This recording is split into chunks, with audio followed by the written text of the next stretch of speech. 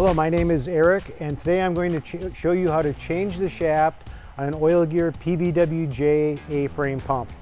The procedure is going to be the same for the PVWJ 11, the PVWJ 14, and the PVWJ 022. The first thing we want to do is remove the large snap ring that holds the shaft and bearing assembly into place. And what I like to do is, before I attempt to take out the snap ring, I'll give that a slight tap to make sure that the drive end bearing is seated in the bore. That removes any pressure from the snap ring and makes it easier to remove. So we'll use our snap ring pliers and we'll remove the drive end snap ring. At this point, we can grasp the shaft and pull it out, and it's as easy as that. Just grab onto that, give it a pull, it will slide out. Sometimes they're not quite that easy to remove.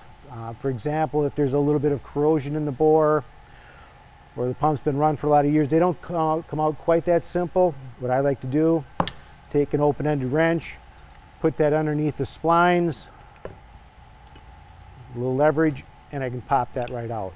So either way, or if I have a keyed shaft, it's more difficult to get a grasp on that, I'll use the coupler that was on there, and I can grasp that coupler and pull the shaft out.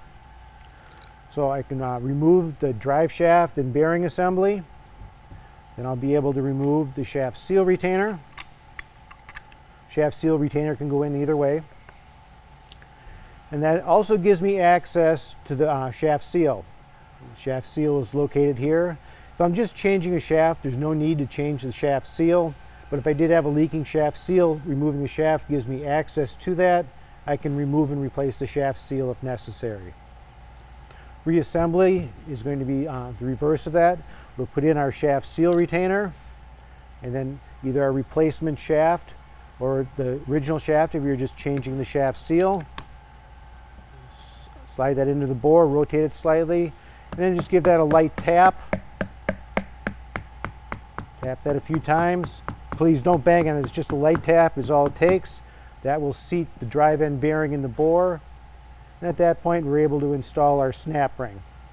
So if we did change the shaft, if we changed it from a spline to a keyed, now would be a good time to change the model code so that the next person who works on the pump knows that the splines have been changed or the keyed shaft has been changed.